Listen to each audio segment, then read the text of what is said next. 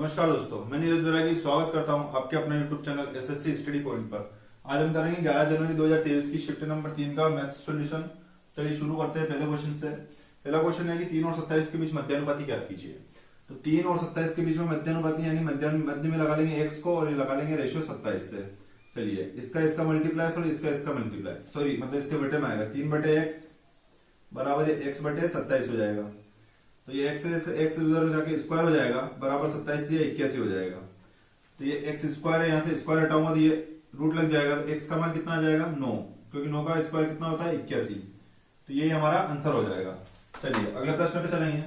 अगला प्रश्न है हमारा, एक पुस्तकालय में गणित की पुस्तकों की संख्या का 25% भाग भौतिकी की पुस्तकों की संख्या के 2/3 भाग के बराबर है। पुस्तकालय में गणित की पुस्तकों की संख्या का भौतिकी की पुस्तकों की संख्या से अनुपात ज्ञात कीजिए। तो देखो गणित यानी मैथ्स की संख्याओं का अनुपात मतलब मैथ्स की संख्याओं का परसेंट हटाया बटे में 100 लगा लिया। ठीक है, तो ये 25/100 है तो 1/4 लिख सकता हूं मैं इसको। ठीक है, 25% यानी 1/4। तो गणित की संख्याओं का 1/4 बराबर है फिजिक्स की संख्याओं के 2/3 के। ठीक है, ये फिजिक्स बटे में आएगा, एम से पी का रेशो चाहिए इसलिए पी को इधर लाएंगे बराबर संख्याओं को उधर भेजेंगे। ये 4 उधर 2 से जाकर मल्टीप्लाई हो जाएगा और इस 1 का मल्टीप्लाई 3 से हो जाएगा तो 3 बच जाएगा। अब गणित से फिजिक्स का पूछा है तो गणित का कितना है 8 और फिजिक्स का कितना है 3 है। कट रहा है और काट लेंगे, नहीं कट रहा हो तो यही हमारा रेशो हो जाएगा और यही हमारा आंसर हो जाएगा।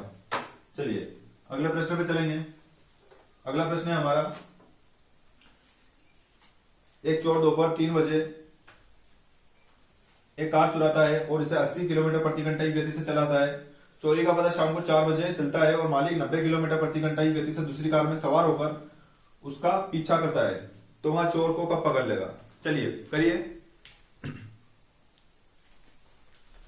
चलिए करते हैं इस प्रश्न को। देखो चोर जो है दोपहर 3 बजे मतलब 3:30 पर कोई कार चुरा रहा है और 80 किलोमीटर की स्पीड से उसको लेके भागेगा। ठीक है, अब चोरी का पता चला है शाम को 4 बजे पता चला। चलिए अब देखेंगे अपन 1 घंटे में 80 किलोमीटर जा रहा है तो ये 3 से 4 बजे तो आधे घंटे तक ही गया होगा। उसके बाद पता चल गया तो आधे घंटे तक गया होगा तो यहां से लेके निकला होगा यहां तक और कितना यहां से लेके यहां तक ही पहुंचा होगा और आधा घंटा हो गया मतलब 40 किलोमीटर ही चला होगा वो और यहां पे पहुंच गया होगा इस बिंदु पे। ठीक है, अब यहां से मालिक निकलेगा 90 किलोमीटर प्रति घंटे की गति से। ये मालिक निकल गया यहां से। अब यहां से 4 बज गई है, 4 बजे के बाद ये 90 किलोमीटर प्रति घंटे के हिसाब से भागेगा और ये भी अभी और आगे भागेगा। तो ये भागेगा 80 किलोमीटर जो कि इसकी चाल है 80 किलोमीटर प्रति घंटे से। क्योंकि ये भी इसी दिशा में भागेगा और ये भी इसी दिशा में भाग रहा है मतलब चालें जो है माइनस हो जाएगी। 90 में से 80 गया तो 10 ही बचेगी चाल। तो चाल बराबर दूरी बटे समय, दूरी कितनी है दोनों के बीच में 40 की। तो 10 बराबर हो गया 40 में और बटे में लगाएंगे समय यानी टी। तो 0 से 0 कटेगा तो ऊपर कितना बचा 4 बचा। ये टी इधर आके ऊपर आ गया बराबर से। तो टी मतलब 4 घंटे लगेंगे उसको पकड़ने में। तो 4 घंटे लगेंगे तो देखो 4 बजे प्रश्न में जो है वो समय दे रखा है कितनी बजे पकड़ेगा।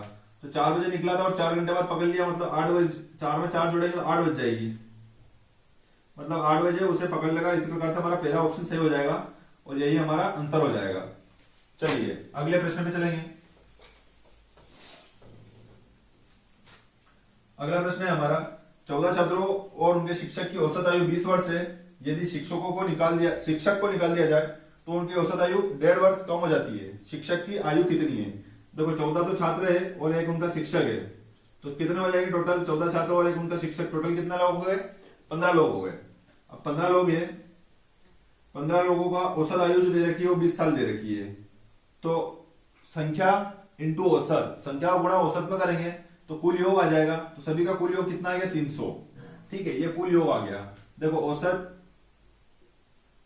औसत बराबर कुल योग बटे में क्या होता है कुल संख्या होती है, ये सूत्र होता है। ठीक है, तो जब औसत का गुणा कुल संख्या में करेंगे, औसत का गुणा कुल संख्या में करेंगे तो कुल योग मिलेगा बराबर में, क्योंकि ये कुल संख्या उठ के इधर आ जाएगी तो दोनों का आपस में गुणा होगा ये मिलेगा। अब प्रश्न कह रहा है कि यदि शिक्षक को निकाल दिया जाए, अब 14 छात्रों और एक शिक्षक में से शिक्षक निकल गया तो अब 14 छात्र बचे सिर्फ। ठीक है, यहां से एक निकाल दिया है, ये एक निकाल दिया है तो 14 बचे मतलब 14 जनों का औसत 1.5 कम हो गया। औसत पहले 20 था, 1.5 कम हो जाएगा। ठीक है, देखो यहाँ पे 14 जने बचे। कब बचे? जब यहां से शिक्षक चला गया। अब यहाँ पे 14 जने बचे हैं, तो 14 जनों का औसत 1.5 कम हो गया।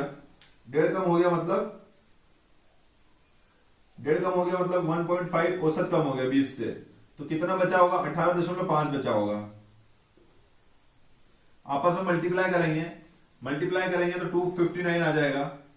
ठीक है, तो अब योग टोटल पहले 300 था, 259 बचा, तो कितना कम हो गया? 41 कम हो गया। 41 आयु में बात हो रही है, तो आयु कम हो गई 41 साल। क्यों कम हुई? क्योंकि शिक्षक चला गया। यानी कि ये जो आयु आई है ये शिक्षक की आयु होगी, तो यही हमारा आंसर हो जाएगा। शिक्षक की आयु कितनी है? 41 साल है। चलिए अगले प्रश्न में चलेंगे। अगला प्रश्न हमारा कि 1020, 850 और 1156 का लघुत्तम समापवर्तक कितना है? चलिए देखेंगे। 1020, 850 और 1156। चलिए फिलहाल तो ये 2 से जा रहा है। देखो 2 से भी जा रहा है, और यहाँ पे अपन देख सके 17 टेबलें याद करेंगे तो खुद ब खुद पता चल जाएगा कौन सी संख्या किस संख्या से घट रही है। या ऑप्शन में भी देखेंगे तो एक 34 जैसा ऑप्शन आ रहा है जो कि 17 से घट रहा है। तो ये जो है ये भी 17 से घटने वाली दोनों संख्या दिखाई दे रही है। ये 17 से घटेगा, ये 17 छंग 102 हो गया, उसके बाद 13 यानी 136 बनेगा, तो 17 8 136 होगा। ये 17 8 136, 17 5 85 और ये 0, 17 छंग 102 और ये 0, ये 17 हो गया। चलिए अब 2 से काट लेते हैं क्योंकि सारी सम संख्या है। 2 से जाएगा 30 बार, 2 से जाएगा 25 बार और 2 से जाएगा 4 बार। तो अब सबसे बड़ी से बड़ी संख्या जो संख्याओं को काट दे। 4 से काटेंगे तो क्या ये संख्या दोनों कटेगी? नहीं कटेगी, मतलब कहीं ना कहीं 2 से भी नहीं कट रही है। मतलब यही 17 × 2 यही हमारा HCF हो जाएगा। तो 17 × 2 यही करेंगे, इससे आगे नहीं चलेंगे। तो 17 × 2 कितना हो गया? 34, और यही हमारा HCF हो गया और यही हमारा आंसर हो गया। चलिए अगले प्रश्न पे चलेंगे। अगला प्रश्न है हमारा, रानी को 200 मीटर की दूरी तय करने में कितना समय लगेगा यदि वह 15 किलोमीटर प्रति घंटे से दौड़ती है? देखो 200 किलोमीटर जाना है उसको, 200 मीटर जाना है। 200 मीटर जाना है और समय पूछ रहा है ऑप्शन में सेकंड में, तो ये t समय हो गया बराबर कितना स्पीड है उसकी? 15 किलोमीटर प्रति घंटा। तो देखो ये मीटर में है और समय हमको सेकंड में चाहिए, यानी चाल जो है 15 किलोमीटर प्रति घंटा की, ये मीटर प्रति सेकंड में होनी चाहिए। तो इसको मीटर प्रति सेकंड में चेंज करने के लिए मैंने 5 बटे 18 से मल्टीप्लाई कर दिया। चलिए 3 से काटेंगे, 3 छंग 18, 3 5 15, ये हो जाएगा। 5 से काटेंगे 5 चौक 20 और ये 0, फिर 5 से काटेंगे 5 8 40। ये समय उधर आएगा बराबर से तो ऊपर चला जाएगा, और ये 6 जो है 8 से मल्टीप्लाई हो जाएगा, 8 छंग 48 सेकेंड। तो 48 सेकेंड हमारा आंसर हो जाएगा। चलिए ये हमारा आंसर हो गया। अगले प्रश्न पे चलेंगे। अगला प्रश्न है हमारा, अमन 3 घंटे में 15 किलोमीटर की दूरी और 2 घंटे में 20 किलोमीटर की दूरी तय करता है। तो अमन की औसत चाल क्या है? तो औसत देखो, औसत चाल बराबर होता है कुल दूरी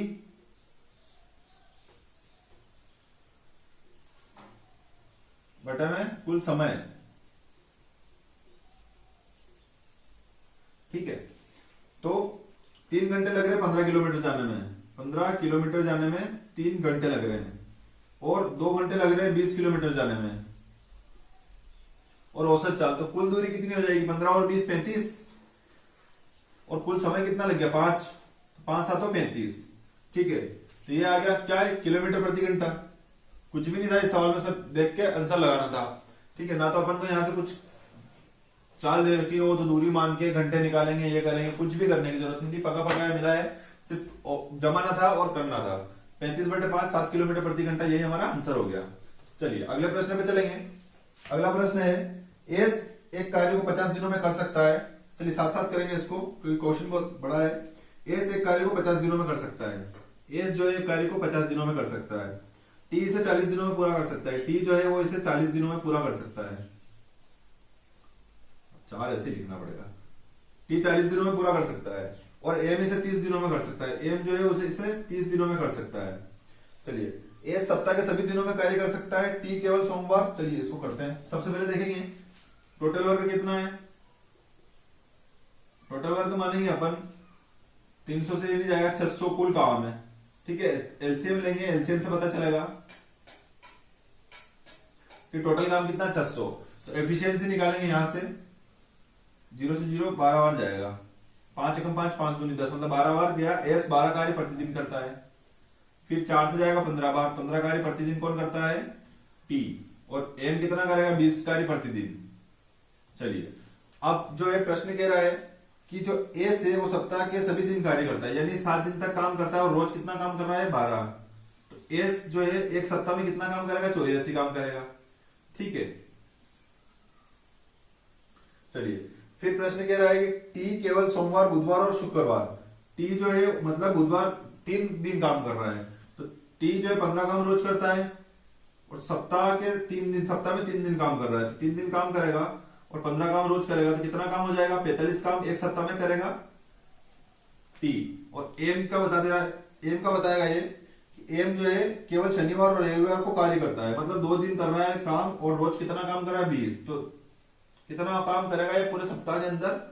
40 काम। देखो ये एक सप्ताह में 84 काम, एक सप्ताह में ये 45 काम और एक सप्ताह में ये 40 काम कर रहा है। मतलब अगर तीनों मिलकर साथ में काम करेंगे, ये तीनों मिलकर साथ में काम करेंगे, तो एक सप्ताह में ये कितना काम करेंगे? 40 चलिए 160, 169 इतना काम करेंगे। ठीक है, काम करवाना कितना है? 600 काम करवाना है, तो कितने सप्ताह लगेंगे?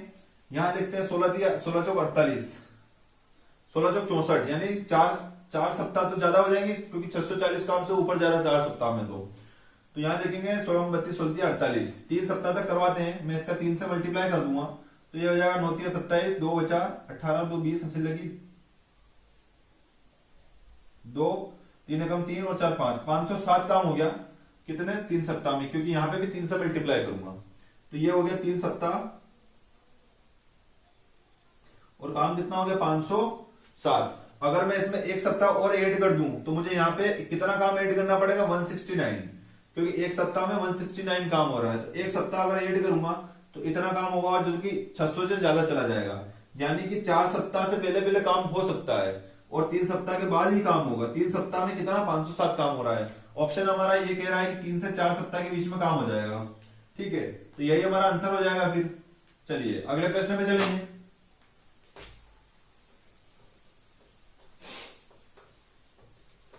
अगला प्रश्न करेंगे, एक लंबवृत्तीय शंकु का आधार की त्रिज्या दे रखी है 7 सेंटीमीटर और इसके वक्र पृष्ठीय क्षेत्रफल 550 सेंटीमीटर है। देखो शंकु का वक्र पृष्ठीय क्षेत्रफल क्या होता है? शंकु का आयतन पूछा है, तो शंकु का वक्र पृष्ठीय क्षेत्रफल, चलिए शंकु का वक्र पृष्ठीय क्षेत्रफल होता है पाई आर, सॉरी शंकु का वक्र पृष्ठ का क्षेत्रफल होता है पाई आर एल, है ना, और बराबर दे रखा है 550 के। चलिए पाई की जगह 22/7, आर की जगह 7 आएगा, आर की जगह 7 आएगा पाई आर स्क्वायर एच। चलिए यहां से एच का मान निकालना पड़ेगा क्योंकि अपन से आयतन पूछा है, तो 1/3 पाई आर स्क्वायर एच ये की शंकु का आयतन होता है, लेकिन हमारे पास एच का मान नहीं है तो हमको यहां से एल का मान मिलेगा, एल से फिर हमें एच का मान मिलेगा। तो चलिए ये हो जाएगा और एल ऐसा कैसे बराबर 550 हो जाएगा। चलिए 11 से काटेंगे, 11 5 55 और 0 11 दूनी 22, ये 2 से काटूंगा 2 से जाएगा 25 बार और ये 7 से 7 कट गया। एल कितना आ गया मेरे पास? 25। एल का मान मेरे पास है, आर का मान मेरे पास है, और आर का मान और एल का मान है तो मैं देखूंगा कि शंकु कैसा होता है। शंकु इस टाइप से होता है और इसको कहा जाता है एल, इसको कहा जाता है एच और इसको कहा जाता है आर। तो आर की जगह ये एक त्रिभुज बन रहा है, देखो ये इस टाइप से, तो यहाँ पे अपन पाइथागोरस प्रमेय लगाएंगे। पाइथागोरस प्रमेय क्या कहती है कि कर्ण की घात 2 यानी कि एल की घात 2 मतलब 625। चलिए मैं थोड़ा सा लिख ही लेता हूं इसको पूरा। पाइथागोरस प्रमेय कहती है कर्ण की घात 2 बराबर लंब की घात 2 धन आधार की घात 2। ठीक है, हमारा लंब की घात 2 धन आधार की घात 2, तो के यानी कर्ण कितना है हमारा? एल, एल का मान कितना है? 25, तो 25 का स्क्वायर 625 हो जाएगा बराबर एल कर्ण हमारा, देखो ये कर्ण है, ये लंब है और ये आधार है। ठीक है, कर्ण जो है हमारा एल का मान 625 आ गया और ये लंब है, तो लंब क्या है हमारे पास? ऊंचाई एच। एच तो हमें पता नहीं है, एच स्क्वायर लिख देंगे ऐसा कैसी, प्लस ए क्या है हमारे पास? आधार, और आधार कितना है हमारा? ये आधार हमारी त्रिज्या है, तो आर का मान कितना है? 7, तो साथ ही कितना लिखेंगे? 49। चलिए ये 625 में से 49 जाएगा 625 में से 49 जाएगा, कितना बचेगा? 15 में से 9 गया तो कितना बचा? 6, और 11 में से 4 गया तो 7 बचा, और ये 5 बचा, बराबर हो गया एच स्क्वायर के। तो स्क्वायर हटेगा तो एच का मान कितना आ जाएगा? 24, यानी एच का मान 24 आ गया। एच का मान 24 आ गया, तो यहां पे मान रख देंगे 1/3 इंटू पाई की जगह 22/7। आर स्क्वायर कितना है अपने पास? 14 इंटू 14 और इंटू में 24। ठीक है, चलिए ये है बेलन का, सॉरी शंकु का आयतन।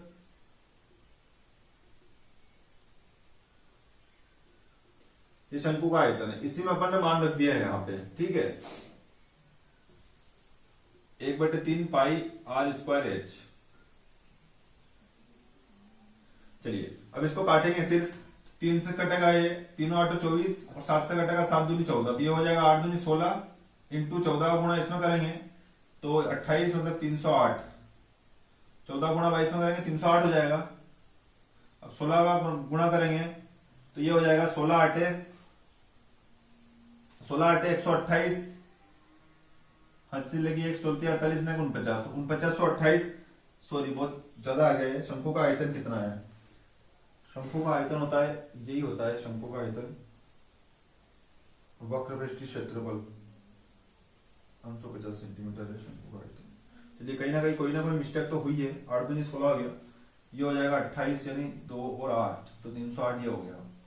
ठीक है, 3000, बहुत ज्यादा आंसर आ रहा है। चलिए इस प्रश्न में गलती की है अपन ने यहाँ पे, ये 14 नहीं 7 है, तो ये 7 इंटू 7 लिखेंगे इसको।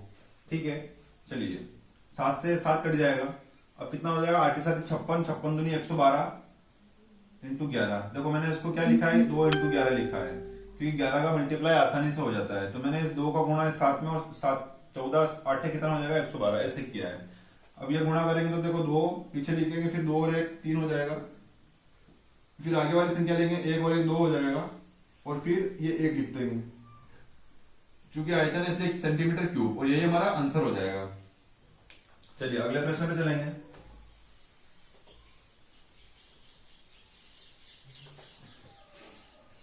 अगला प्रश्न हमारा, एक बेट को 750 रुपए में खरीदा जाता है और 8% की हानि पर बेचा जाता है।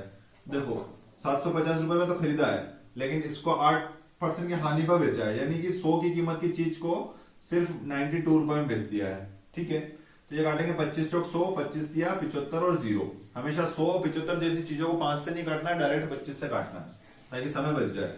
4 से 2 बार गया, और 2 से ये गया 2 चौक 8 2 छंग 12, फिर ये 2 से जाएगा 15 बार।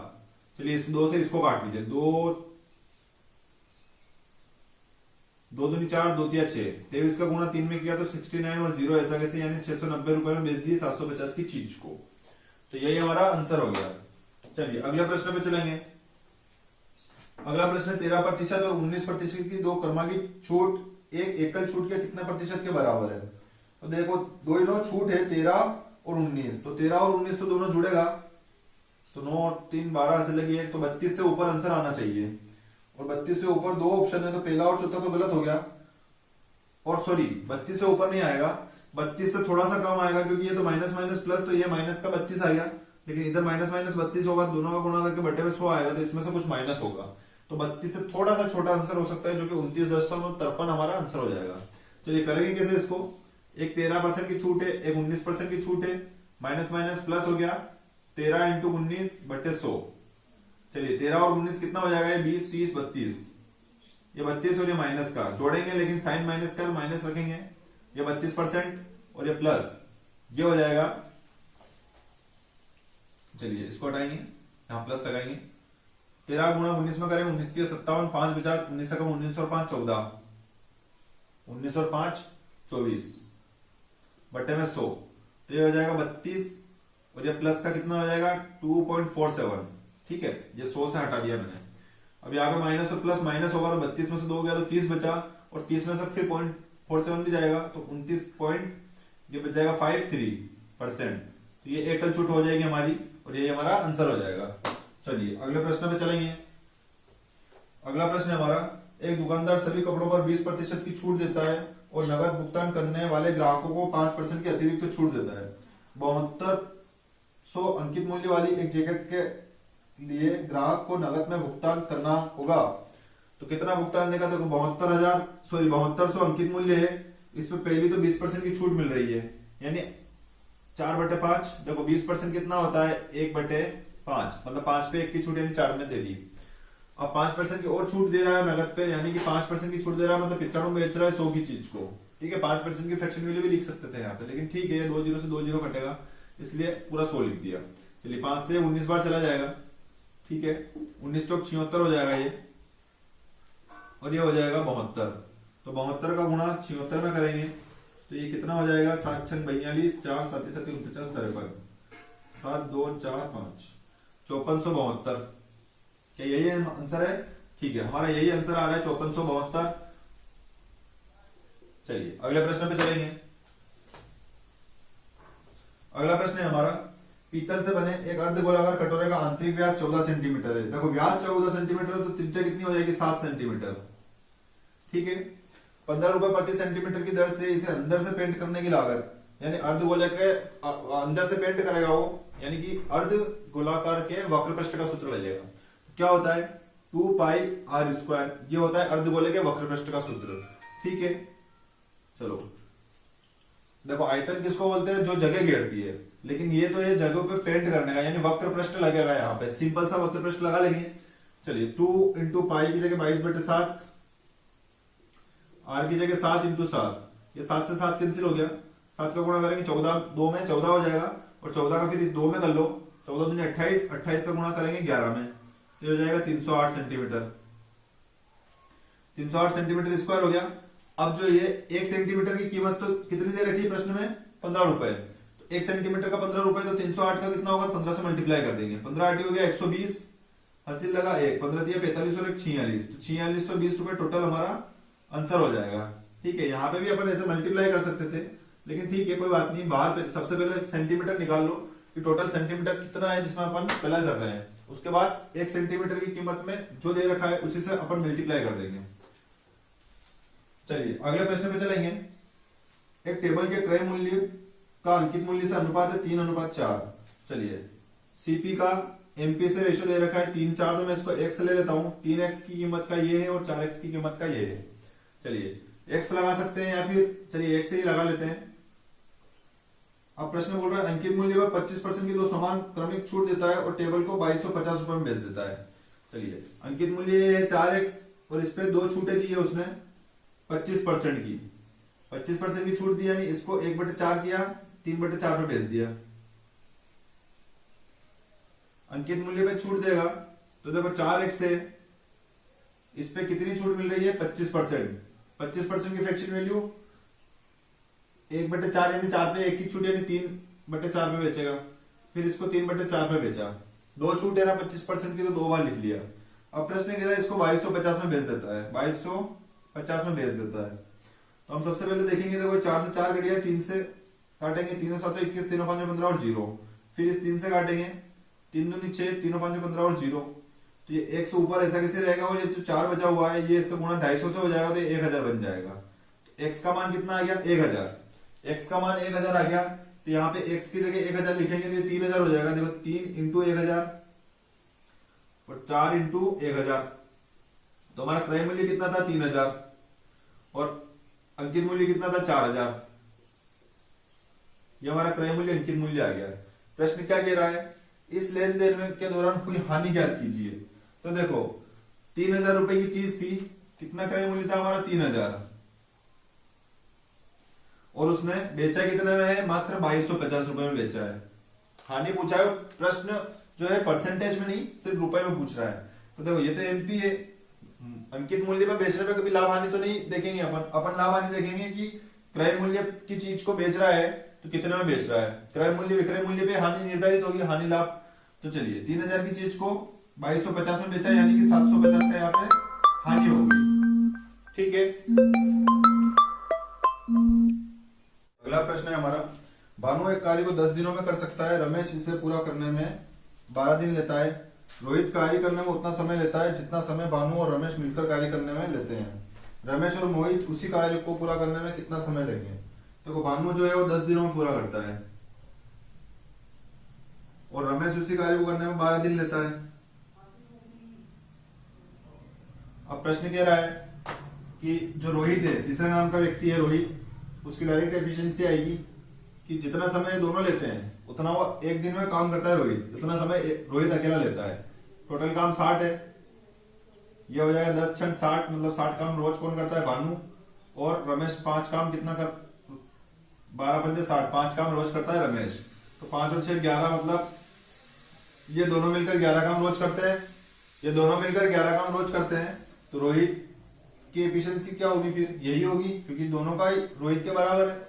चलिए अब प्रश्न कह रहा है कि रोहित और रमेश मिलकर इस काम को कितने दिन में करेंगे। तो रोहित और रमेश दोनों 16 काम रोज करते हैं। टोटल काम कितना है, टोटल काम हमारे पास 60 है और वो कर रहे हैं 12 और 11 और 5 16, तो 16 बटे में लगा लेंगे। 4 से काटेंगे, 4 से 15 बार गया और 4 से 4 बार गया। 4 से फिर काटेंगे, 4 तिया 12, 3 बचा ऊपर लिखेंगे और 4 से भाग दिया, ये नीचे लिखेंगे। 3 से 3 बटे 4 दिन हमारे आंसर हो जाएंगे। चलिए अगले प्रश्न पे चलेंगे। अगला प्रश्न है हमारा, पहले वर्ष के दौरान शहर की जनसंख्या में 5% की वृद्धि हुई, दूसरे वर्ष के दौरान 4% की कमी हुई, दूसरे वर्ष के अंत में जनसंख्या 30,240 थी। तो ज्ञात कीजिए पहले वर्ष के अंत में जनसंख्या कितनी थी। देखो पहले वर्ष में क्या हुआ, 5% की वृद्धि हुई। 5% मतलब 1/20, मतलब 20 से कितना हो गया होगा, 21 हो गया होगा, 20 से 21 हुई होगी। फिर 4% की कमी आ गई, मतलब 4 मतलब 25 से 24 हो गई होगी। 4% कितना होता है, 1/25 होता है, 25 से 24 हो गया। दूसरे वर्ष तो चलिए काट लेंगे, 4 से 6 बार गया और 4 से 5 बार गया, जो कट रहा हो काट सकते हैं अपन। अब ये हो जाएगा 25 5 125 और ये हो जाएगा 21 6 126। ये दूसरे वर्ष के अंत में जनसंख्या कितनी है, 126 यूनिट है। प्रश्न कह रहा है कि 30,240 है, तो 126 की वैल्यू कितनी आ गई, 30,240। तो ये कितना गुना हो रहा है, तो अपन क्या करेंगे, 30,240 में 126 का भाग दे देंगे तो पता चल जाएगा कि कितना गुना हुआ है। तो 6 3 6 18 सॉरी 6, देखो ये 6 से कटने वाली संख्या है, 6 दूनी 12 और 6 कम 6, तो 6 5 30, भागने जाने का 0, 6 चौक 24 और 0, 6 से काटेंगे 6 दूनी 12 और 6 कम 6। चलिए 21 से काटेंगे, 21 दूनी 42, 21 चौक 84 और 0, यानी 240 गुना है। चलिए अब देखेंगे, एक सेकेंड वेट करना।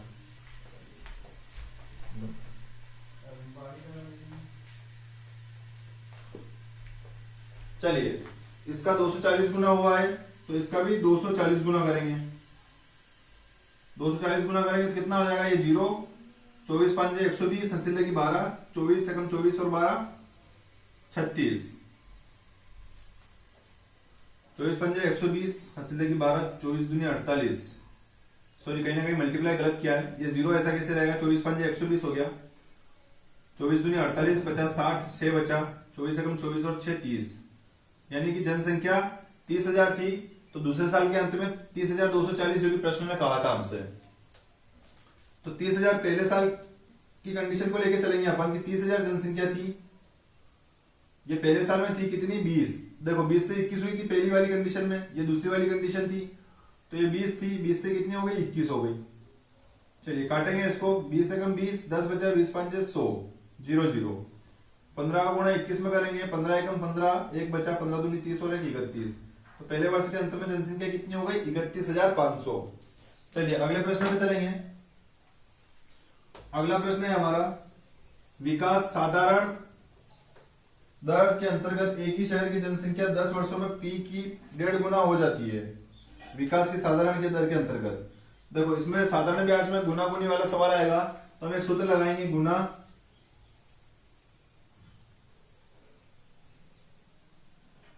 -1 बटे में दर या समय, ठीक है, दर या समय।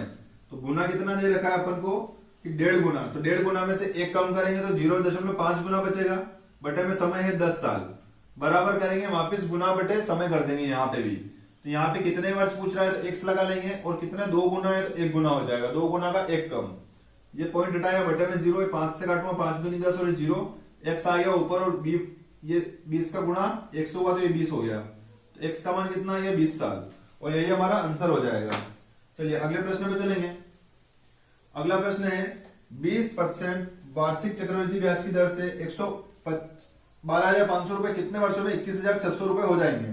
तो देखो यहाँ तो देखते से लग रहा है कि 125 और 216 किसी संख्या का क्यूब होता है, तो क्यूब ही हमारा समय होता है, तो 3 साल अपन को लग रहा है इसमें डायरेक्टली 3 साल हमारा आंसर हो जाएगा। बाकी नए स्टूडेंट जिन्होंने पिछली शिफ्ट नहीं देखी है डायरेक्ट इस शिफ्ट में, तो यहाँ से मैं बता दूंगा कि देखो 21,600 है बटे में 12,500 है, तो इसको 2 जीरो काट लेंगे। ये भी कहीं ना कहीं कट सकता है वैसे, हालांकि नहीं कट रहा है, लेकिन अगर कट भी जाए तो नहीं काटना है ऐसी संख्याओं को, क्योंकि ये देखो 216 जो है वो 6 का क्यूब है, और 125 जो है 5 का क्यूब है, मतलब 6 बटे 5 का होल क्यूब कर देंगे यहाँ पे। और ये जो 3 आया है यही हमारा क्या होता है, यही हमारा समय होता है, तो समय ही पूछा है प्रश्न में, तो ये हमारा आंसर हो जाएगा 3 साल। चलिए अगला प्रश्न है हमारा 9 और 25 के बीच मध्यानुपाती ज्ञात कीजिए। तो देखो 9 और 25 के बीच में मध्यानुपाती यानी 9 x और 25, तो 9 बटे x हो जाएगा बराबर x बटे 25 हो जाएगा। ये 25 का गुणा 9 से होगा और बराबर x का गुणा x स्क्वायर हो जाएगा। 25 का देखो ये 25 है, ये रूट लगाया क्यों, क्योंकि यहाँ पे x स्क्वायर था, तो x स्क्वायर हटाऊंगा तो रूट लगेगा, यहाँ से 5 बार निकलेगा, यहाँ से 3 बार निकलेगा, और ये x का मान हो जाएगा, x का मान आ जाएगा हमारे पास 15, और यही हमारा आंसर हो जाएगा। चलिए अगले प्रश्न पे चलेंगे। अगला प्रश्न हमारा कि 35 और 42 का एलसीएम 32 और 40 के एचसीएफ से विभाजित कीजिए। मतलब एलसीएम 32 और 42 का एलसीएम को विभाजित करना है, तो एलसीएम क्या होगा, 8 से काट लेते, दो नहीं 7, ये तो क्या है 32 और 42, ठीक है, सो यहाँ 35 है, तो 7 से कटने वाली संख्या है, 7 5 35, 7 6 42। अब 5 से काट लेंगे एक बार और ये 6 बार, फिर एक 6 से जाएगा, 6 एकम 6, तो क्या एलसीएम हो जाएगा 7 5 35, 35 6 210, तो एलसीएम कितना है हमारे पास 210, ठीक है। अब हम एचसीएफ निकालेंगे, एचसीएफ निकालना है हमें 32 और 40 का, कॉमन संख्याओं से कटेगा, तो ये 8 से काटूंगा, 8 चौक 32 और 8 5 40। अब कहीं से नहीं कट रहा है, तो एचसीएफ कितना है अपने पास 8। प्रश्न कह रहा है कि एलसीएम में एचसीएफ का भाग दीजिए, यानी 210 में 8 का भाग दीजिए, तो 8 से काटूंगा, 8 दूनी 16, 5 बचा, 8 7 56, 4 बचा, तो 8 5 40, 27.5, सॉरी कहीं ना कहीं गलती हुई है, 8 दूनी 16, 5 बचा, 8 6 48 होता है, अब 2 बचेगा 20 हो जाएगा, 8 दूनी 16 होगा और फिर 8 5 40 होगा, तो 26.25% हमारा आंसर हो जाएगा। सॉरी परसेंट क्यों लगा रहे हैं अपन यहाँ पे, सिर्फ भाग देके संख्या बतानी है, ठीक है। 26.25 हमारा आज की शिफ्ट यही समाप्त हो गई है। 11 जनवरी 2023 की शिफ्ट नंबर आज 3 की है अपन ने, तो चलिए और भी शिफ्टें बहुत जल्द यूट्यूब पर आपको मिल जाएगी। तब तक के लिए थैंक यू।